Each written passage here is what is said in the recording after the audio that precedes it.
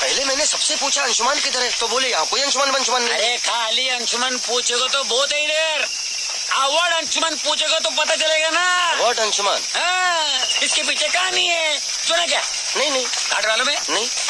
गिर गर्दन घाट। गिरगर्दन घाट? अरे घाट बोलेगा तो ऐसा घाट, हाँ। उसमें बड़ा बड़ा मतलब हाँ।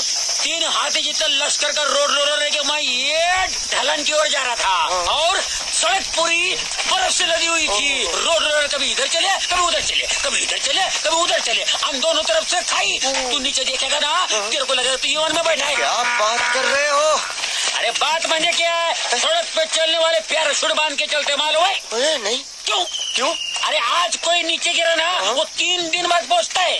और अचानक रोड रोलर का ब्रेक फेल, फिर ये नीचे था गाड़ी, ये मैं छोड़ा नहीं, जरा भी खसका ना तो गया। ये वह शपथ इंजन रॉकेट के माफी उड़ रहा था, जगह रोक नहीं सकता था, बर्फ थी ना। और फिर मेरे दिमाग की बत्ती जली, फिर मैं स्टीयरिंग में उंगली डाल के जो चक्री घुमाई, रोड रोलर जगह पे घर घर घर घर घर घर घर घर चला। क्या हुआ? तू तो रोलर से उड़ गया होगा। उड़ा तेरा बाप। अरे पब्लिक चिल्ला रही थी और रोड रोलर जाके पेड़ को लगा, पेड़ खाई में गिरा, फिर रोड रोलर जाके किनारे पे लटका,